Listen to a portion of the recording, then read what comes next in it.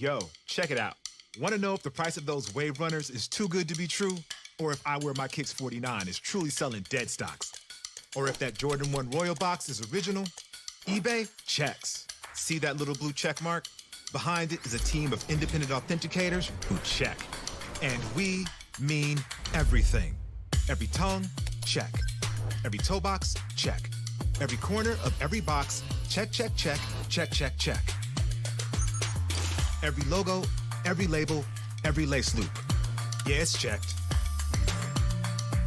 The luster of the leather, the topography on the tags, to the straightness of the stitching on the sole. Everything you can see, and even some things you can't. Really? Then they tag them, log them in the system, box them up, and ship them out, with no cost for the buyer or seller. eBay checks, so the moment you open that box is as real gets.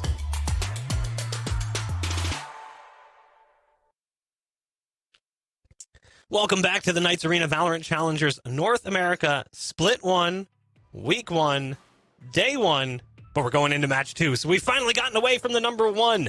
As we bring our casters back into the show, we've got Dan Dryad and Tanner Metro joining me here on the broadcast. We just watched the first game go the direction of G2 after FaZe kind of puttered out after our Map 1 success, but now we're jumping into our second series of the day. And again, bring out your mustaches. It's Disguised Toast, or at least Disguised Toast's team, the Disguised Boys, whatever you want to call them, DSG against the Guard. Now, let's be fair. This is a very difficult match for Disguised, but there's still hope.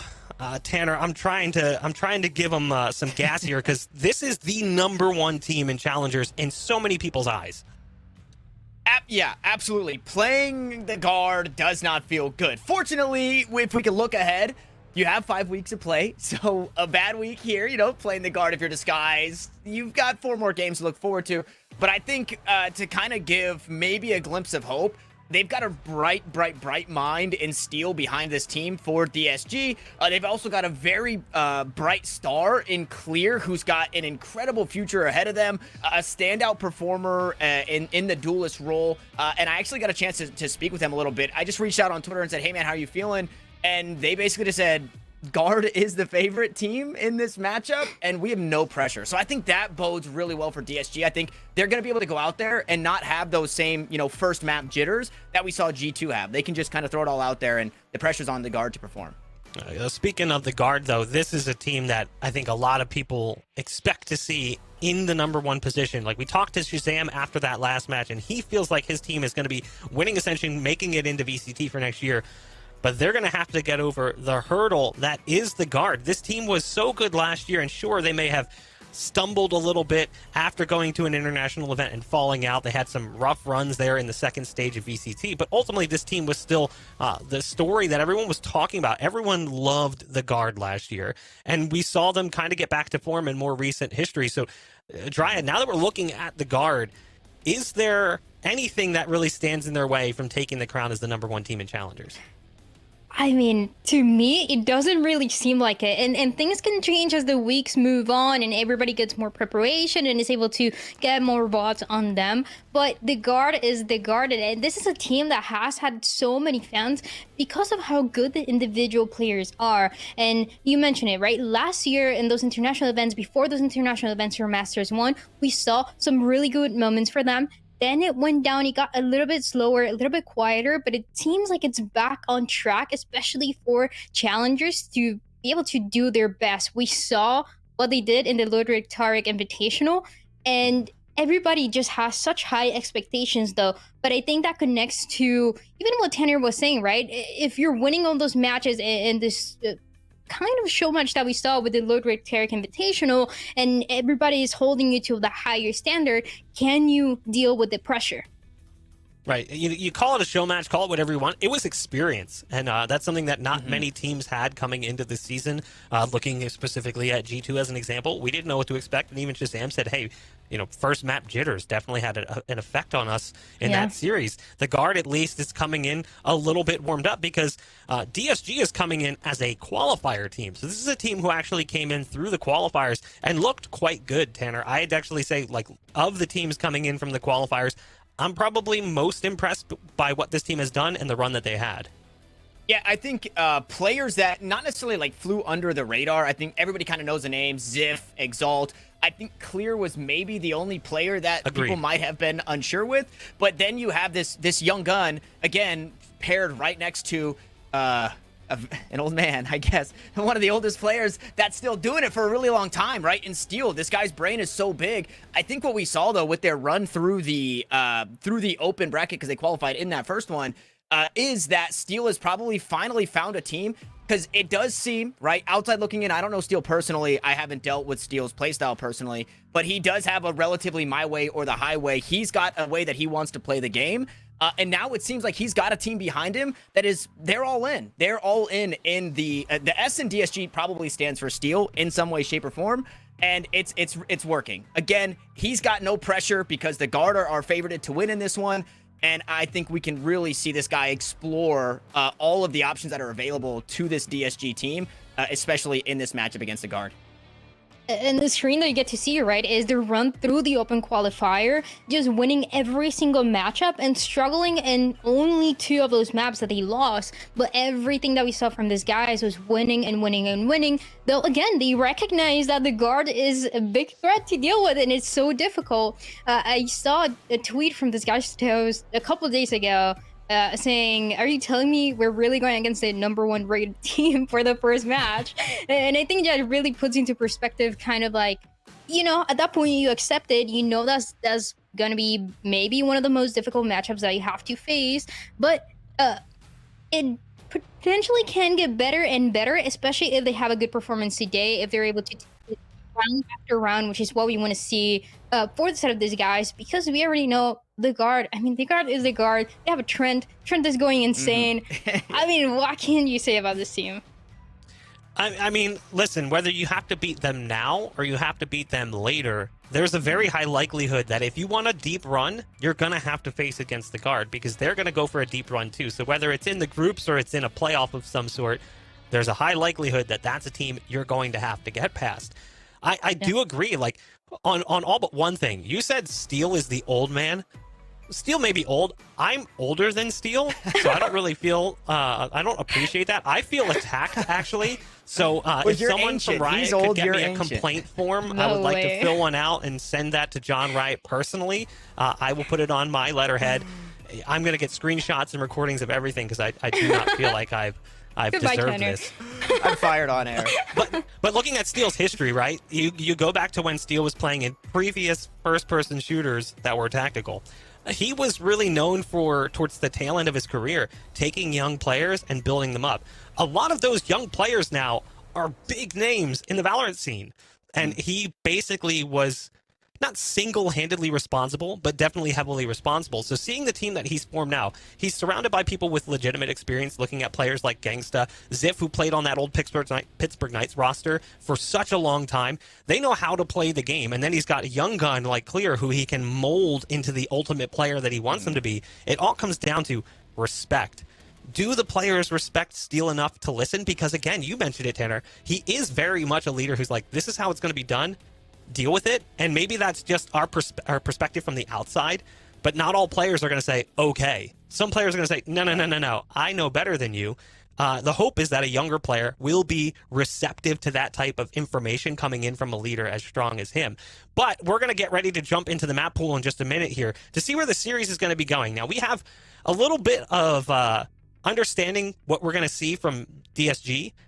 The Guard is kind of like, maybe they'll fall back in the comforts of what we saw from them last year in VCT. Obviously, you even said it, the show matchy-esque nature of the Ludwig Tarek Invitational. I don't really know if we can look at any map picks and bans from that and really give them any weight. Dryad, so is there any expectations for you personally for where this series could be going?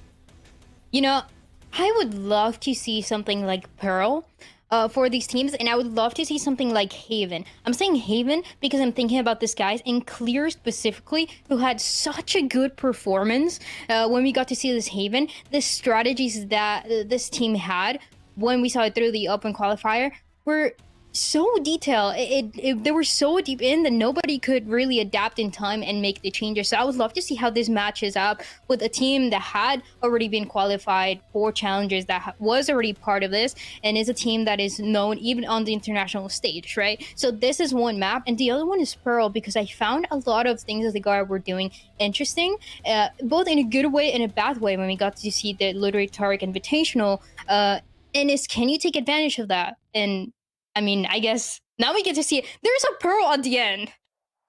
Yeah, I think this makes sense. Both teams seem to like Pearl. And I say seem to because we don't really have a whole lot of data on what the Guard's done in more recent history. DSG obviously comes in from the qualifiers, so we have a little bit more to go by. I'm actually surprised that it kind of leaks to this point. I think it was more of a game of chicken. Like, let's see if they ban it and we can bring something else in. But they do really like Ascent, so it's not surprising that a team who's strong on Ascent and Pearl, that DSG gets both. But again, because Guard also likes Pearl, or at least it seems, this could actually end up being another 3-map series. You see the Breeze ban come out from Guard. Fracture comes out from TSG. Not surprised. That was probably one of their weaker maps. We haven't actually seen them tested on Bind, if I'm not mistaken. So that'll be an interesting challenge for them, Tanner, because if I remember correctly, DSG did not play Bind during the qualifiers, so we don't really know what to expect from them.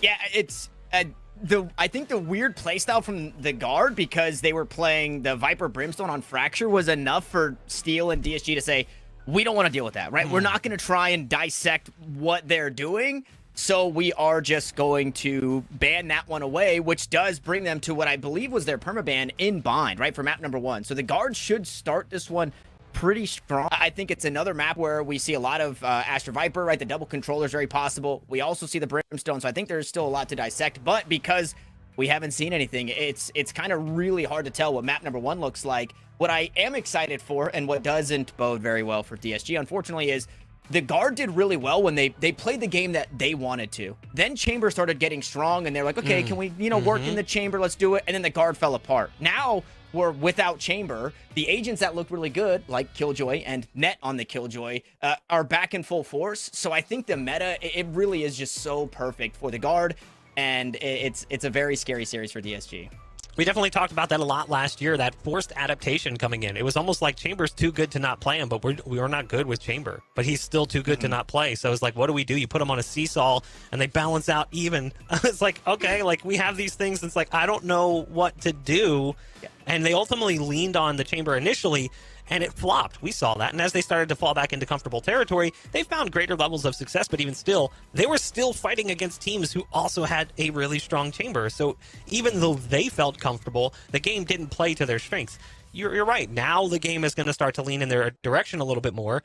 But the same could be said for the other side. Steel definitely likes to play some of that slower, methodical style, which I think the game is more leaning towards. We saw it in our first series with FaZe and G2. That Smeeg style that we've seen in the past from FaZe kind of disappeared in map 2 and a little bit of map 3 as well. So I don't know, man. I'm torn because in one sense, Guard is definitely the favorite. They look really good coming into the season. Everyone has high hopes and high expectations.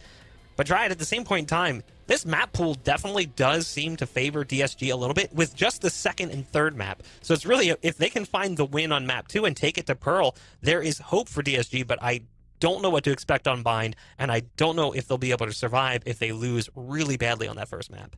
And it really brings a lot of questions, right? That first map of Bind, because we've seen this out of the Guard playing in the tournament where they got to play a good amount of maps, but they didn't play Bind. And it was exactly the same for Disguise, where in the open qualifier, they played maps non-stop, but they didn't play that Bind. So it's a big question mark that is gonna, to me, shape how the match is gonna go for map number 2, potentially even a map number 3. I mean, you can imagine even in a scenario where Disguise, they take an early lead, and the guard is not expecting to get taken down by anybody from this group. So how would that feel for them to recover, and are they able to do so? It is a lot of steps by steps, and that's why I said it before, right? A round after round that you have to take on the side of Disguise, knowing that you're not the favorite, but you can do a lot with that just being the dark horse. And to that point of the map 2, map 3, and how it looks well for DSG, 9-0 coming out of the open qualifiers to qualify for this. That's where DSG stands on Ascent, right? So a very, very proficient map for that team. And then as we go out to Pearl, much like what we see from the Guards Fracture, where they like to mix it up, we get that same kind of similar thing. If everything stands as we saw in the open qualifiers, where it's no duelist, Viper, Astra, Pearl, that really probably speaks to the way that Steel likes to play the game. Slow, methodical, right? If we think back to when Steel was running T1, they were the team that was waiting until 45 seconds to do anything, right? Steel was just sitting there like a sponge trying to soak it all in. He's trying to hit like a flower soaking in the sunlight. He's working up a solar beam. Sometimes it was super effective and sometimes it was not very effective. But I think that the maps 2 and 3, like you said, Bach, are they bode very well for the way that Steel wants to kind of traverse this team that he's got behind him. Even just looking back, though, you know, we're talking about map 1, we're talking about Bind. It was not a map that Steel's previous teams really liked to play. When you look at the teams he's played for, and even going back, the last time he's actually played was back in November with kind of a pug roster for the Boom TV Invitational. So we'll see if that's going to be a factor or not, but we do have the players ready and standing by. It's time for the Agent Select. Our second match of the day here for the Knights Arena Valorant Challengers North America is just about to begin. It's all yours. Thank you, Bach. Yes, that's we've been talking a lot about maps 2 and 3, but we got to get through map 1 here. Dryad is we get to see we have nothing on the docket for our team of DSG that have played it. Then also the Guard, if they have played it, it was a long time ago, so we don't really know what to expect as we start to get our lock-ins.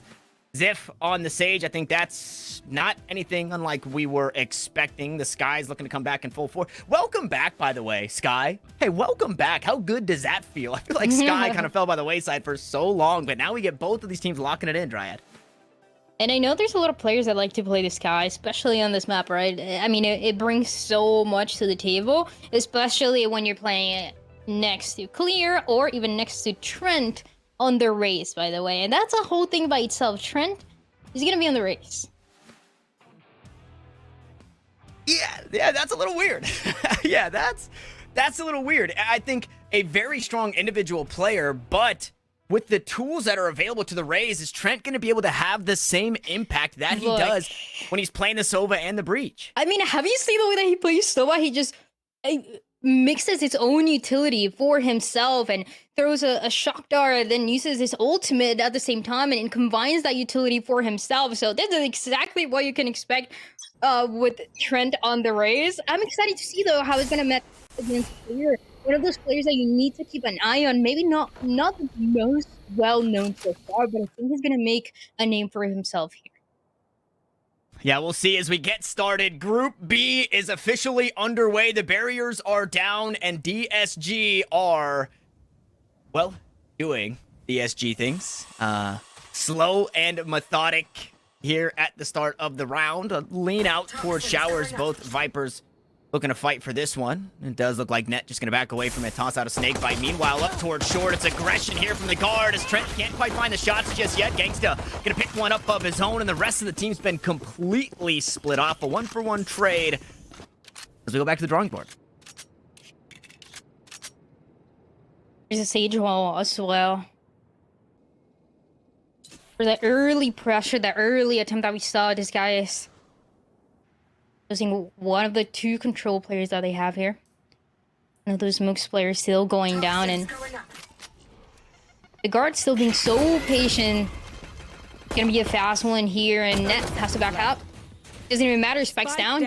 And Net is just so good as an anchor, whether it be on the Sentinel or even here on the Viper, doing so much right there. 4 players walked through a snake bite, 1 player dealt with, and he's still here on the site to try and fight forward. Tex, fortunately, there to help him out, and a couple of right clicks later, the Guard will find the pistol. A good one from Net, right? The way that he repositions over and over again, playing a little bit closer to the team, then going inside of Showers, having to back up, and still always managing to have an impact. This is one of the things that help out this team so much. So the patience that everybody has to be able to play together and close out rounds like this one. So pistol round belonging now to the Guard. Now, I want to see what this guy is able to do next. I think that crazy force after force after force we are only going to see in that match number 1 that is left in the past. These guys, they're going to play it safe. Yeah, they're not fully invested here. Clear did buy a Sheriff, though, so it'll be a little bit lighter in what's supposed to be the full buy round. And well, Clear has been dismantled off the board nice and early. Showers control is seemingly something that DSG want, but the guard, they're not giving it up for free. No damage even dealt on the opposite side, by the way. Jonah P still untouched. A flawless round, not only in way of players, Dryad, but in way of health. Nobody took a lick of damage.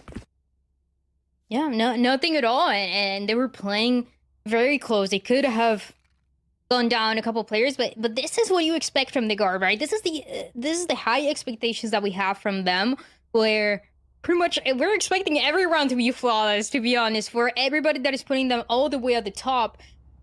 But this is the chance for these guys to do a little bit more, and we saw the two early contested were Showers. It looks pretty much impossible when you have Trend, when you have Net on the other side, but Hex as well, making sure that hookah is gonna be a lot more difficult to fight for. Knowing that this is the third round, knowing that this is where this guy likes to get a little bit more creative. Toxins going up. Uh-oh, Steel. Mr. Lurk himself, and it's not even Steel to do it, it's Gangsta instead. Trent able to find one. Gangsta still healthy though. Blast Pack to help that raise sneak away, and yeah, Trent is out of there, but it's DSG who kind of steal away the start of this round, a 2-for-1 trade.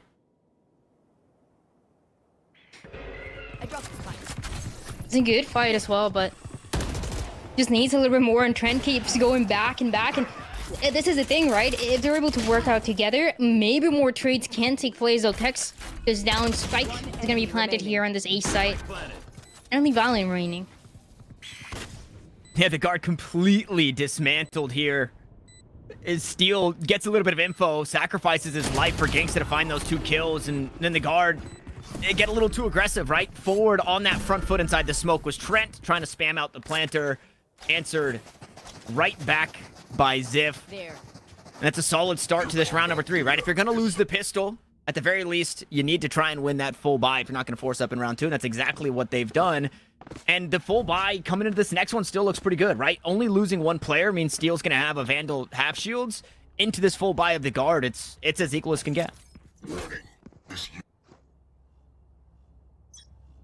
Absolutely. And another key part here for the guard and this guys, right, is how the IGLing is looking. I know you talked a lot about Steel, but Valen, what a brain he has for this game, right? And we've seen it in every possible situation, scenario that he can face. And he's able to know exactly what to do, maybe to the level that we saw for that early matchup and the map number 2 and map number 3 from G2. And now it's time for the guard to show off. Now they have rifles in their hand. This attacking side for these guys, they're going for the B-long control. They have it, but contesting it now with a Viper wall on the other side, ready to be activated. Means that they're gonna have to wait longer.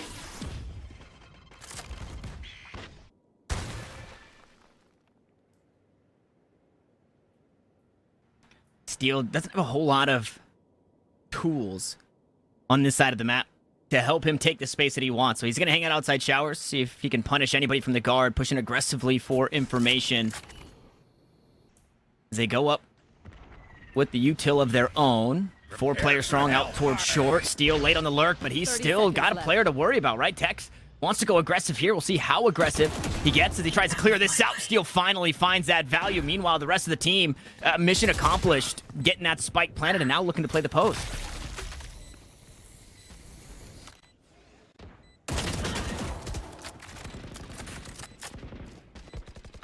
Steel, you gotta go, buddy. 1 HP. Try and keep that Viper alive. 2 snake bites still to play with as Gangsta tosses out the incendiary to buy some time on the flank. And that's Net just around the corner, biding his time to try and find a way to help the team back on as Exalt fights through U-Haul. Gangsta will find another of their own, and this is just a DSG massacre here. Trent gonna try and pick up the pieces, but he's running out of time to do it. Gangsta sneaks away, low HP on both controllers alive, but it doesn't matter. Trent to head for the hills. Steel won't allow it, and we're all tied up at 2. It's so close, but also so low for the last 2 players. The time as well running out for the guards. It's a 2-2. Good start for this guys more than anything. This is what we want to see, right? A lot of fights that come back and forth, and playing to the best of their abilities, though. I like the early contest that we see from the guard. The use of the Sage roll and positioning Trent for things like this, for the 3K, for the 2K that we saw early on, is just constantly allowing the team to play the aggressive style that they like to bring sometimes, especially when now there's a showstopper available, of the possibility to create that space to delay these guys from getting comfortable. And look at how far back they have to play. It doesn't even matter, Steel is down. Great shots there. Coming out to take down Steel, who you have to applaud him, right? Changing up the lurks in the way that he is, changing up the looks in the way that he's lurking around the map, lulling the guard in, making them feel safe. Fortunately, their head on a swivel, so they find that first kill. Meanwhile, out towards the B site, things a little more vacant. Nobody really here to try and stall as that boombot goes right by. Clear, gonna push through it. They'll find the first. Couple of spam through the sky smoke from that Sheriff. Doesn't quite land, and unfortunately, one of the only automatic weapons they have on the team, that being the Stinger, Valen's already fallen. So left to pick up the pieces, Trent, Net, and Jonah P. Here. They don't have a whole lot to work with. Like when a card falls on the ground and you're really trying to get your fingernails underneath it, and you just can't pick it up. That's exactly what happens. Clear with 4, Gangsta with 1, DSG to 3. A card? Wait, what? Yeah, you know when you drop a card on the tile and it's like What? really hard to pick it up and you're bending it trying to pick it up. Okay. Just me? Sure. All right. All right. Good round for these guys here, taking the lead 3-2, but still making it close. I like the way that they approach this site, right? This B site, with so many opportunities for Clear to deliver this kind of performance. And again, this is one of those, I want to say up and coming, but this is, I mean, he's already playing for challengers, right? So it's such a talented player that if given the chances, he's gonna pop off. Now on the other side though, the showstopper, not gonna get too much, but look at where Clear is. Yeah, I mean, how does it just come to fruition like this, right? We talked about, my head-to-head was Steel and Valen, right? We've got the old guard versus the new guard, and I'm not talking about the guard, but just in way of IGLs. And we mentioned, right, Steel working with Clear to make this young player feel confident, right, and understand how to play the game to the best of his ability. And that's exactly what this guy's been doing. The guard win the pistol, win the anti-eco, and since then, it's been all DSG, and they're about to steal away another one. And I like as well the respect that is given, right? Where they're gonna keep those rifles, but when there's that early aggression that is coming through and that is given fruition to these guys, the guard are gonna respect that. It doesn't matter who the enemy is; they're always able to adapt on the run, and this is something that you have to be expecting for the guard in this first half, right? Now they're down 2 rounds. They still have a good amount of tools to utilize, potentially being that Viper Spit and that showstopper that we've only seen for Clear. And this is gonna stop the fast pace that this guy tries to implement to them every single time. So, I mean, you have the tools. But what is this guy's planning? Everybody once again towards this A site. Satchel out. Double satchel in. Yep. Let Clear do Clear things. Beautiful flash, and well, blinded up was Net. It was subsiding, but Clear will still walk away with the kill. Through the toxic screen he goes. Nice and healthy. As Exalt plays a Trailblazer, spots the defender just on the outside. Look at the crunch, though. It's very fast from the guard, working their way all the way up through market. And everybody wanted to go I've got your trail. towards Showers. One of those players getting taken down means the Seekers are gonna come out. Clear good for 2 now, as Valen again going down so early.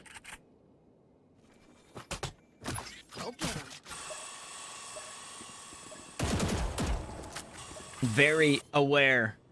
Our DSG. Clear finally dealt with. Only having 100 health means that Phantom becomes a Vandal. No way. Trent wants to go aggressive with it, trying to capitalize, but only finds damage as Jonah P will once more work his way back up the flank. Steel dealt with. Tex happy to have that kill, and they've slowed things down for now, but a player ahead still are DSG. They've got some time on the clock. Teleporter play still 30 an seconds option. left. Incendiary goes down. That should stop the push from back sight. Tex gonna play on the back end of a slow orb. And now the guard are put in a position where they have to pull the trigger, and Jonah P doesn't feel comfortable pushing up, but Tex does Tex things and starts to cut them all down. 3 of his own as Jonah P in the 1v1, but he's flashed up, taken down, and it's Exalt to find the 5th for DSG. It was an uncomfortable round from the beginning from the guard, and there were some good chances as well. It seems like Trent, when he got that one pick, he didn't realize that the rest was available on the other side, backed up, and then tried to use a showstopper to get at least one of them, but not really a possibility, right? You have to be so aware of everything that is going on. This is the way that they won all those matches in the open qualifier, right? The early advantages making it impossible for teams that were favored as well going against them. And a big part of it is the positioning that Clear is able to get, right? We saw that the Satchel's going into showers now a couple times. There was another one that was on top of truck, and then he ended up backside, surprising the guard. It's a good chance here, and the timeout for the defense. The timeout coming through. Unfortunately, after the pistol and the anti-eco for the guard, they haven't quite been able to buy themselves a win here in this one. I think they're also on another eco buy.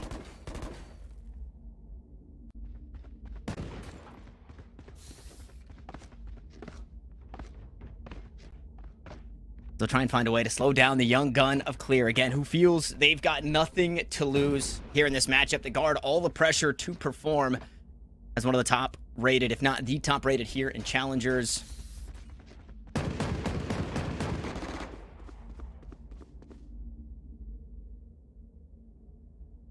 Maybe somebody swapping out some of the tech that they've got for themselves, because you can't win the game without the gear. So you guys can get exactly what you need from eBay.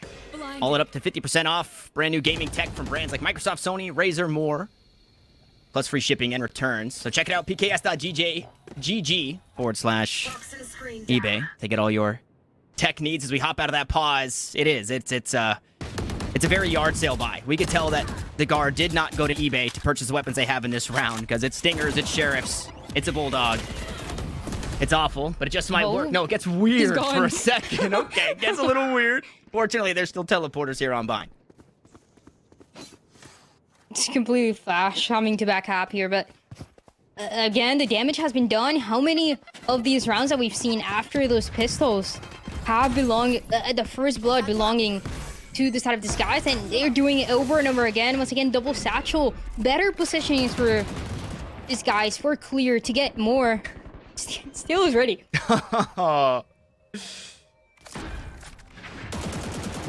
He backs away from it. He is about to get run down, though. Crossfire from Net. The long-range stinger will find that kill. Clear only going to find one here in this round. The guard maybe finding their way back into it, unless Ziff has something to say about it. Both players left. Now working their way through Hookah. Self-heal on the Sage. It doesn't feel the best anymore, but it will keep Ziff nice and healthy, and this 2v3 will remain just that. As Jonah P flirts with the idea of dropping out of Hookah, and Dace just doesn't even give the option. Pulls him out, buries him 6 feet under. Net meets that same exact fate, and DSG now 6 in a row here, Dryden. One of the stats that I looked at, and you could correct me if I'm wrong, I think in their opening qualifiers, DSG were 66% on their pistols. And they didn't even win the pistol, and they've got themselves 6 in a row. So, this could have been, you know, an 8-0 start for DSG had the guard not picked up the pistol round. I mean, there's so many scenarios where they're taking that early lead and not expecting that kind of aggression, which deserves a lot of respect. But I mean, Clear, you're going against the guard, the #1 team, and it is exactly what you mentioned, where there's no pressure. You're just doing your own thing, playing your own game, and Clear is doing exactly that. The first one to go in, and in a lot of cases, he doesn't even need to get traded. He's getting a 1-2, a lot of those multi-kills to make a difference. And everybody, and honestly, for this guy's Gangsta had one of the better stats for the open qualifier as well. Every single one of these players individually is able to perform against the guard, but it's also this point where we're just expecting the guard to adapt and be able to fight back.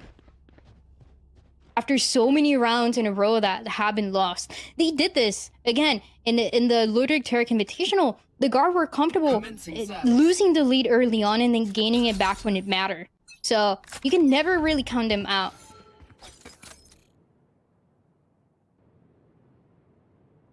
This is, if they are going to find a way back in, this would be a pretty good round to do it. It's one of the first, there's one of the very few full buys we've seen from the guard, and we'll see how successful they can be. Smokes down once more, blocks off heaven, blocks off back sight, showers, all of the above, and that wall will help protect from the spam. Now the pit is down. That spike hasn't quite made its way on up, and look at this, Steel down to 18 HP. If he wants the pit to stand, he'll have to survive, so now he needs to tuck very safe, and the spike's not in it. So it's going to be hard to push through U-Haul, sure. But the site in full vision now for the guard. You can say the same for DSG.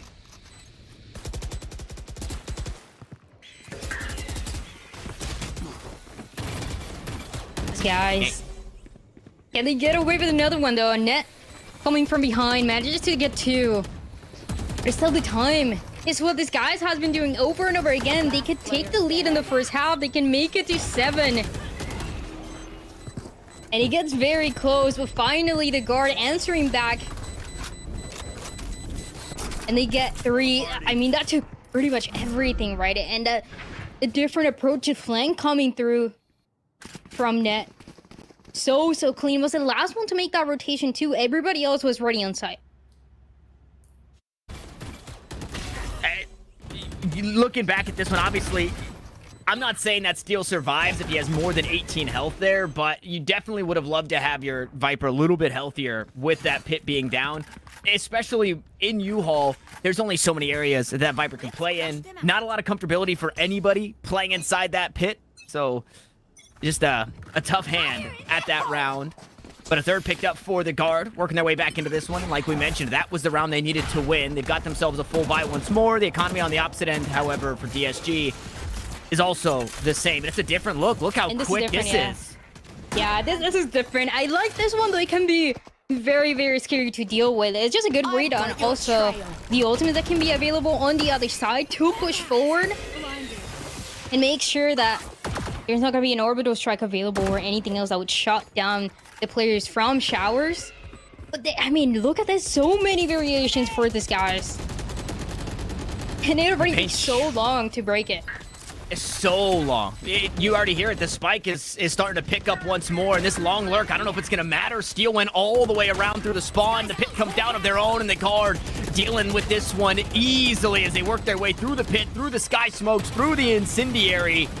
And they'll take it all here as Valen sticks to the fuse. Ziff going to try and walk away with his life, but he won't be allowed even that, as the guard will find a 4th, and they battle for an even half here on Bind. And it's like a good idea. Is one of those positions that you can't really do too many times, but you go for the attempt, and maybe you go back a little bit more to that standard. Though, I mean, if you really take a step back from what we've been seeing round after round, this guy is playing it so well. This is a team that hasn't been together for the longest time, and we got to see some of those holes in the open qualifier in a couple of rounds where they didn't realize something was going on. They didn't realize what a player was coming in flank, but now it looks clean. And it has allowed so much. Now is their turn to take a timeout, as the guard is starting to get a read on this. It's not really allowing Clear to play as aggressive. That last round, it was a double satchel just to get Shower's control, but the showstopper didn't get too much. And the guard, although we're looking at a mirror composition here, the guard have been doing a good job. I would imagine we see it from DSG in exploiting the fact that there is no anchored sentinel, right? There is nothing that is going to stop you from playing the flank. So how many rounds have we seen in a row where, if not one person, they're sending 3 people quickly out towards this A site, right? They fight for the information out towards B long. They push their way through market. And at that point, Disguise, they're just forced into this decision of, okay, we have to hit this A site. And now they fight once more. It's more than information, though. They haven't even tossed a flash out yet. Jonah Pete is going to walk his way out and find that first kill. That smokes down. Resurrection, though. And Gangsta will come back. Fortunately, a Sky Smoke down and a Trailblazer to force the team away. Meanwhile, Clear is on a one-man mission inside Hookah, and I don't know if this one is looking very doable. Fortunately, he's able to walk away from it.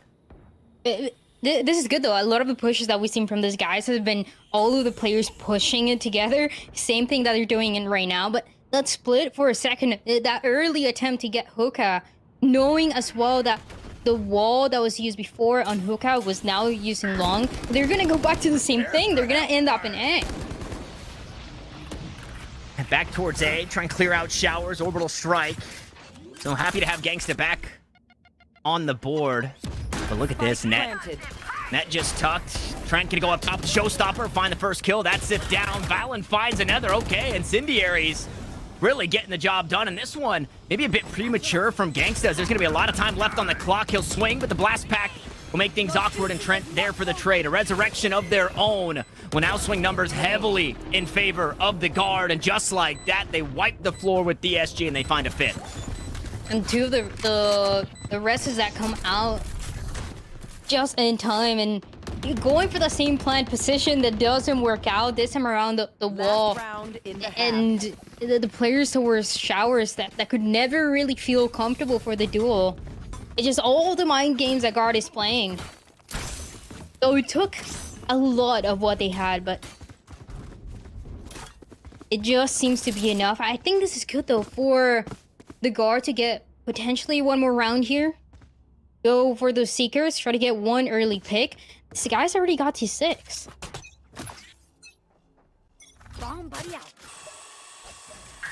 Yeah, it's been a good half for Disguise, which means their economy is still in a pretty good spot. Never really in a situation where they're on too lesser of a buy. As Exalt is trying to clear things out. Steel is a little bit ahead of the play and unfortunately gets punished for it. So a Sage Op out towards A. Tech's proficient with that one. And how about a Sky Op out towards B? Good Seekers. Confirm the players inside Hookah. It's everybody there, and they're expecting the push. So the Incendiary go down. They actually get traded back and forth. Paint Shells to try and force one off the angle. Clear go good for one, but Jonah P, not only does he have an op, he's got himself a rifle. He's still able to fight with everything that he needs as he's crunched between two. Jonah P able to sneak away. Zegzal creeps up out towards long. The spike is in Hookah. This is not a great spot for that spike to be, and Jonah P wants to take this round away from DSG, and that's exactly the case. We're knotted at 6 as we swap sides, and the Guard have full momentum. A good amount of rounds in a row, and a good reaction for that last round as well, right? We saw that utility coming through, trying to clear the back of side to get into a better positioning, and it just could never happen. There were 2 operators for the Guard. Everybody was ready to fight back, and Jonah P was able to do it just a little bit better in that scenario. Really good showcase of the adaptation and the shot calling that takes place thanks to Valen, right? Where the Guard, they start down, they try to adapt, they take a timeout, and suddenly it's round after round after round. I like this though. I like this for these guys. They know they stand a chance. And this pistol matters so much. This pistol's everything. We go Paint Shells for Paint Shells, and Gangsta immediately taken off the board. This time the pistol starting better for the Guard. Last time they were able to close it out towards the latter half of it, escaping on some of that early success. This time though, they start a player ahead.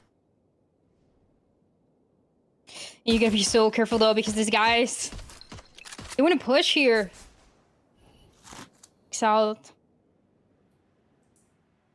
trying to be the first one that took that contact early on, but it's similar to what we saw from those guys, right? Showers, but there's nobody up close. Trent is gonna take that early one.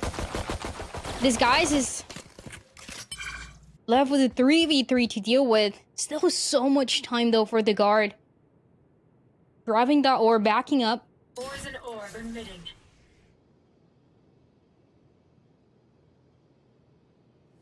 And look at the health, right? The only player that's really available to a duel right now is Ziff, and he is not in great shape. Will also be spotted, now taken down, decapitated by Net. Tex will find the next. They're not expecting one more. No way! Clear, still alive. And he survives with 22 HP.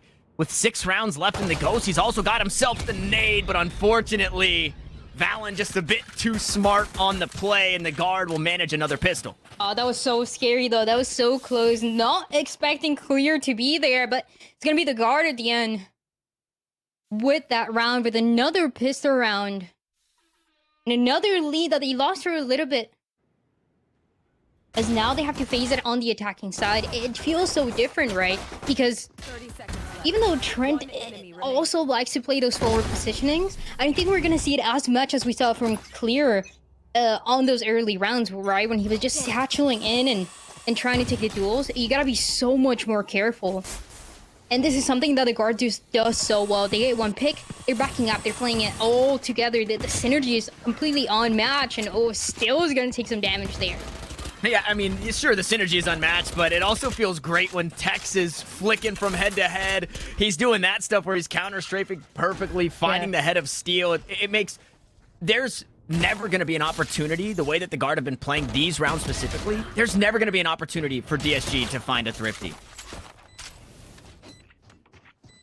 There's definitely always a chance, but it's so rough and so difficult as well. Two of the players going to be pushing here from long, and it just completely expected to. One by one, they get shot down and taken down by the guard as they make it to 8. Okay. The guard, they won the pistol, they won the anti-eco.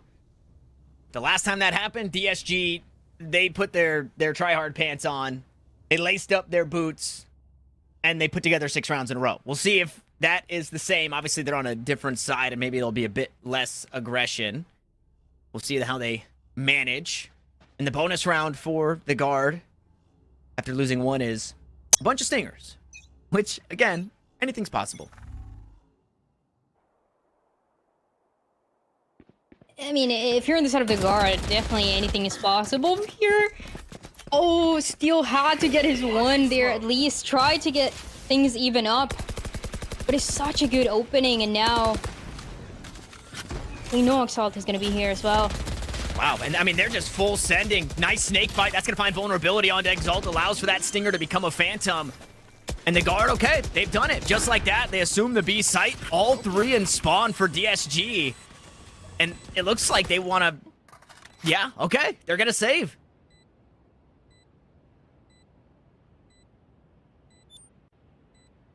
Wow. Things definitely get scary when you're saving in a round like this one, right? But you're giving that 3rd round in a row for this second half to the side of the guard, and you know they can snowball the way that they did the first half, right? I mean, this is something that the guard is known for. Again, that Ludwig Tardic Invitational against TSM, it was maybe not so many rounds in a row, but it was the same idea of, it felt like, you know, it feels like the other team is kind of choking after taking an early lead and getting that confidence, but it's just the guard and the guard's adaptation that is just unmatched so far. Yeah, noticeable adaptation, right? In that last round, they don't send out the boombot, and that lulled Steel into this false sense of security that they weren't trying to take that space out towards Sands. And little did he know, 3 players were taking that space out towards Sands. And what's better than 1 stinger? How about 3 of them stacked up and ready to fight? So 3 weapons saved, but a round that DSG wish did not go that way. The guard quick to fight out towards Showers. Wall gonna go up, orbital strike, no way. Vulnerable as well. What is that snake bite? The guard just go nuclear at the start of this round. What a good plan as well. They use a guiding light, they know one player Showers, and they make sure there's no escape for Sif. Immediately shot down, and the only ultimate that was available, that orbital strike, gets so much more value. It's massive as well for the positionings too. And the guard are just bonusing after bonusing after bonusing. These guys haven't even dipped into the savings that they've got. They're still rocking Stingers. They're still rocking Spectres, right? The weapons that they were able to pick up. 2 rifles found from that last round of DSG. Now those rifles have since been dealt with. And there's only Guardians where DSG once more, they're going to try and save what they've got. Oh, you can get some good shots, but that's as good as it gets for this round on the side of this guy. It's only 2 players alive and no chances for the end. Now, double digits for the guard. This is the guard that we expected, right? This kind of second half that we've seen of the guard, and even in that first half, that late 6 rounds that we saw, round after round after round, just getting away with anything that they want.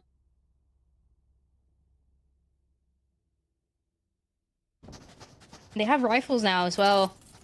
It's such an uncomfortable buy for these guys to work with.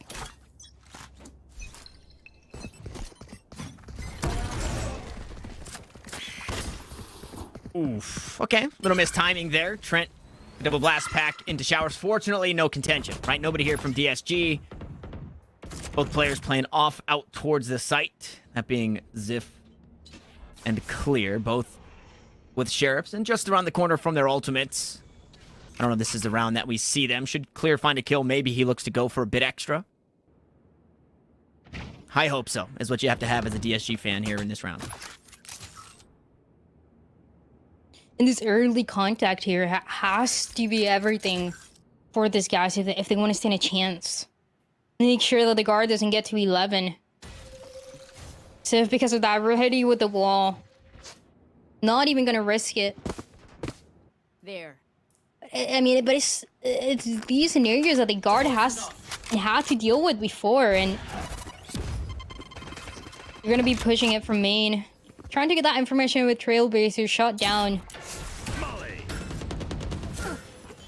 I mean, they never seem to be panicking at the time. 30 seconds left. Yeah, a lot of respect from DSG, but also from the guard as well. Like you said, not panicking with time, still looking to play this slow. And they've eventually, through that slow, methodical, they've been able to find their way onto the site. Steel, however, picks up 2 of his own. Good body shot onto net will confirm another. So the last one standing is VALORANT, and he's got 4 HP. He's trying to get crazy with it, but Gangsta a bit more crazy. 2 kills with the Stinger. DSG, some way, somehow, pull around other hat. Good one for Gangsta. We've seen plays like this one from him and that open qualifier. Even in the guard, again, the patience was everything. The patience was giving them so much. They had a little trap play for Text, or actually for Civ, to get shot down, but it's just the small answers that this guy's needed that they finally are able to get. But it doesn't seem like it's gonna get easier at all. I mean, look at the ultimates that are gonna be available.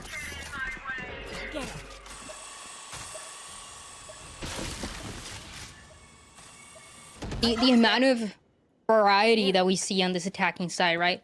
The Roomba going in, the double satchels, the orbital strike, the snake bite all the way in backside. There's always something slightly different that keeps this guy so aware of what can happen.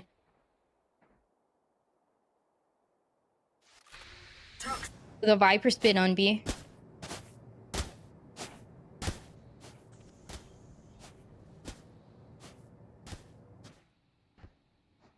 Hexel just playing the jump peek, trying to spot anybody walking through hookah. Now he's got an inclination. Slow orb comes down, flash comes out, not quite popped as the rocket comes through. Steel dealt with, Tex will find the next. So both defenders erased here on the B site. The guard, oh my goodness. Okay, paint shells out and over the top. Uncle Rico makes an appearance. And that'll bring things back to a 3v3, but information now confirmed as Gangsta slowly works his way through the halls. Net gonna be playing close inside the cubby. And as for DSG, they got a sky smoke to work through. Meanwhile, Ziff is heavily expecting a flank, expecting somebody just behind him. Clear comes out, rocket goes down, so does Net. Ziff picks up the next, and Jonah P has been good for it. Mr. Multi-kill for the guard. Gonna toss out the first flash. That one won't find anybody, and Gangsta does it again as DSG find 8. Good rotation as well. Good opportunities. I like what I'm seeing from these guys. The changes in the impact that Gangsta is having in this round. Very early on, even to create that delay that we've seen. This is the hesitation that starts to happen when they get out of hookah, but also the late one that we see to make sure that Jonah P is not gonna get that clutch, not gonna get those multi-kills again. Good opportunity for these guys. And the Viper's Pit as well, it just gave them so much more space to control, so much space that was controlled by them early on. Smoke's down. You can definitely expect the guard to slow things down a little bit more. That Showstopper is no longer available. Those entries towards Hookah are just hard to execute, and we get to see why, right? You're getting out and you're already taking some damage, you're already vulnerable.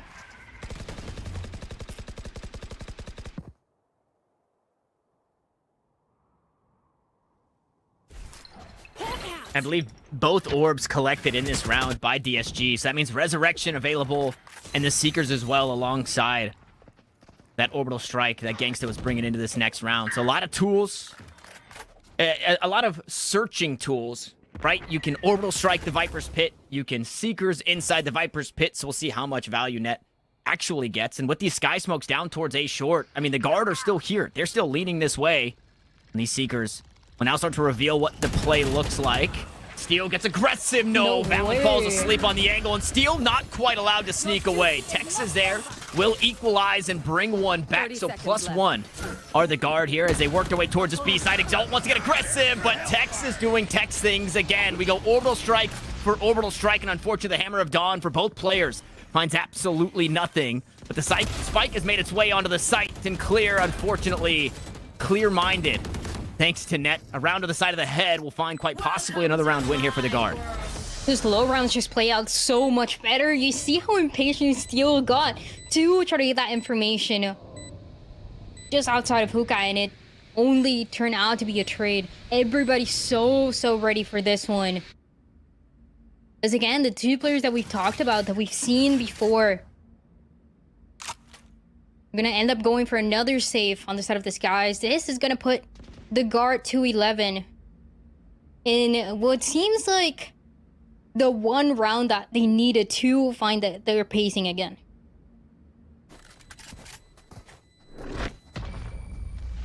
Poison's off. And that stings. DSG just never in a situation to try and go for these clutches deep in these rounds. The bodies were just too far out of reach for Ziff as well. So 2 of the 3 ultimates used in that last round, and it still goes the way of the guard, and we'll get that second and final timeout for Disguised. Their economy's been okay. Fortunately, their economy's been all right. Unfortunately, the guard's is great as well. The last round, Trent spent 7,300 credits because he's got it like that, and was just able to make sure that everybody's economy looked great. So there's never going to be a moment of respite. And if there is, it's not going to be for a long time for DSG. It won't be until quite possibly 11-11 if they get there that we'll see the guard, you know, on a save round. It's just small things like that, right? That build up into so much more for the guard to work with. In rounds that they know are crucial. And this is a team that is used to, in so many scenarios, go to that overtime, have really difficult losses. They don't want that to happen again, especially on an opening matchup. Opening map as well from them for this challengers. And it just really seems like from beginning to end, the plan that they have never gets stopped. There's some really good slowing tools that come out for these guys, but at the end of the day, the guard is doing their own thing, and this is different. This is very different. Doesn't work out though. Clear already down. And one of the largest tools in this DSG toolbox, Resurrection, fortunately still available from the round previous, and they try to punish. Okay. No bait res this time around, and Ziff gonna find that kill onto Net. Meanwhile, the spike's been planted, and the guard are just gonna be able to set up here on this B site. Only one player rotating from A. Everybody else here in Hookah, now looking to fight towards long. Trent gonna be the first one met as Tex wants to go aggressive, take the duel with Gangsta, but for now, DSG a player ahead here, but they're working against the Clock Dryad. They have to try and make some plays. Unfortunately, Steel is there to do so. 2 kills for the IGL, make it a third as he gets flashed up, but he finds a frag just before doing so, and Ziff, What a weird happy. round. What a weird round. A nice little full house between Ziff and Steel. 3 kills for 2. And DSG, they show us something different, just like what you were saying about the guard, right? They were staying adaptable. They were showing us different variables of bind, both on the defense and the attack, and we get that same look disguised. They do have some variations of defense they like to play here. And that was a very, very unique one as well. Yeah, pushing outside of hookah, trying to use that wall just for that, and then having to go all the way around just puts a guard in an uncomfortable positioning. We saw Valen as well, just outside of hookah and trying to get a read on where the disguise players were going to come from, but this is good. Keeping it close. Disguise, they get to 9. The guard want to play faster towards this B long, and Steel has been so dangerous waiting on the other side. I've got your track. Seeker's out, Snakebite down, a Sky Smoke that follows just behind it. Valen received the heal, so he'll be healthy to try and take this site. Unfortunately, Steel, you can't say the same as Tech swings across the site and immediately dispatches of his counterpart in Ziv. And the guard do it again. They take this B site. Once more, they have to try and hold on to it. And if you're DSG, I mean, you're running out of rounds, right? You cannot continue to afford just saving the rifles you have. And it looks like that might not be the case. 3v5. Surely just around the corner. Some of these retakes have been good for this guys, but can they do it again? Clear, good for another paint show kill. We've seen so many of those from him. But again, time against them. The guard trying to answer back, and they're able to do just that as one by one, the players of this guys are gonna get shot down. 12 for the guard. It's something new. There were only 2 players around this B side. It was a Viper and that Sage. And the Snakebite is only gonna delay that long push for so long. The guard were ready for it.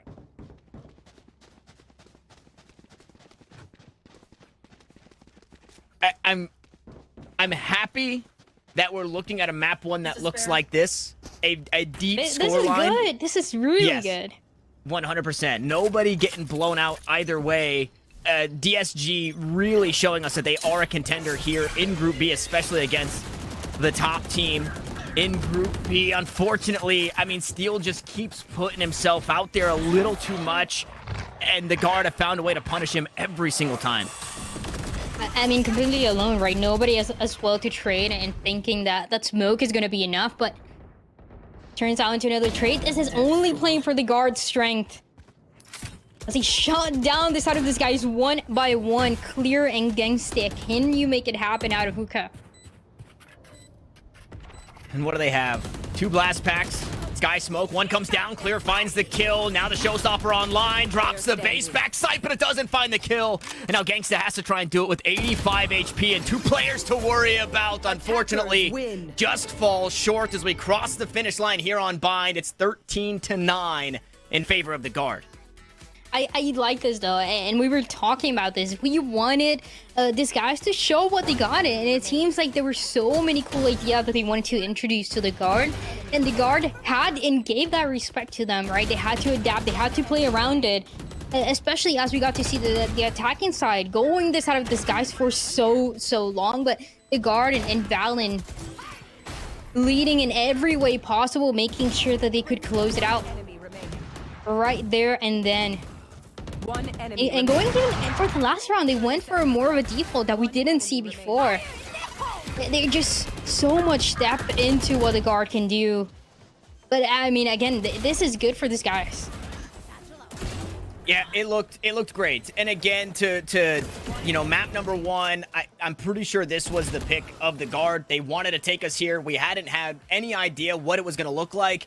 And it almost went the distance, right? 13-9 is quite honestly the best that you could really hope for. Obviously, some overtime would have been nice. I think it showed a lot of adaptability. It also showed that when the guard take a timeout, they know how to recollect themselves. They know how to, you know, get back in the mentality, the winning mentality. And, well, they did 4 in a row to get a 6-6 at the half, and then they did pretty good in closing out that map. So map number 1 goes the way of the guard, but quite possibly 2 more maps to go.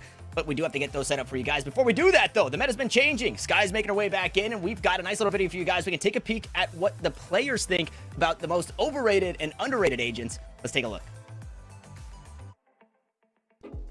Yeah, honestly, I think that an underrated agent right now is probably Harbor.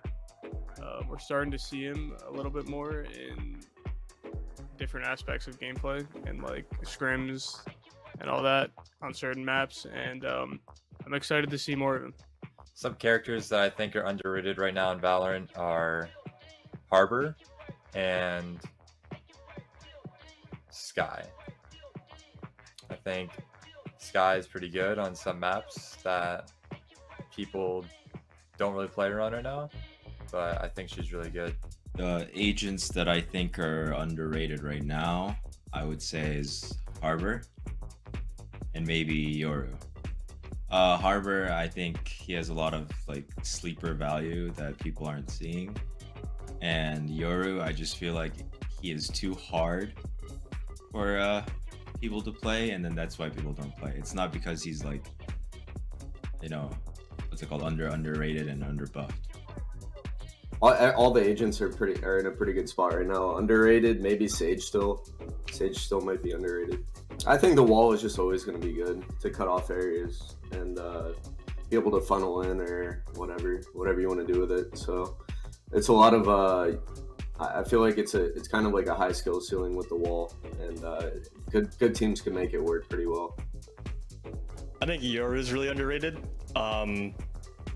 I think lately I've seen him like in pro play and like scrims at least. Like I'm not going to say what teams, but some teams are experimenting with him. But haven't seen him that much on like a lot of maps like Pearl, for example. Like I feel like Yoru is like probably one of the best tools on that map. Like if you know how to use him, but I mean he's hard to use, but I think his skill ceiling is just really high. But off the top of my head, I think Yoru's a pretty underrated agent. I think Yoru's still very underrated because I don't think people understand how broken he actually is. I think he's probably the most broken character right now. So even during Chamber Meta, he was still really broken because I mean he hasn't had any updates for a while, but he's been broken for a long time. It's just I don't think anyone's tapped into not team wise, but there has been players that tapped into like a lot of those content creator Yoru guys. Though it's really annoying to play against Yoru. I think there's a stigma that Harbor is an underrated champ or agent. Sorry. Honestly, like I can see where people are coming from. You know, one side is good, one side is pretty bad with Harbor, but I think it's pretty good. Might see a lot of Harbor this year from SR. The agents I think that are most underrated, probably Yoru. I think like if you can get someone who has like who's put a lot of time into Yoru, I think that agent could be like. I feel like the skill ceiling is pretty high with Yoru, so I feel like he's pretty underrated right now. I think Yoru is actually kind of underrated, especially in like ranked play, or for like puggy scrim teams, because like the flashes are actually pretty insane. They're really fast, and the way you can line them up like out of smokes and stuff is pretty unique. So it adds like a X factor to your game. And also like the fast rotations with the TP and stuff like that, you can always have a stacked bomb site. It is very gimmicky though, so that's why I think you don't see it common in like high level pro play, but especially in ranked or like I said, like kind of like lower tier teams, I think it could be pretty good. Probably the agent that's most underrated for me right now is Cypher, because we played a lot, and I think he gets a lot of value compared to what most people are doing right now. It just kills you on every map. Ooh, the agents that I think are most underrated is probably Yoru. You can do some crazy stuff with Yoru, but I feel like people haven't really put the time and effort into like finding out like little niche things that he can do.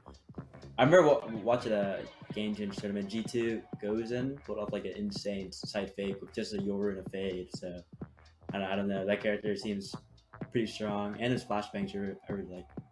I think the most underrated agent is Reyna when you have a player like me that can just pop off.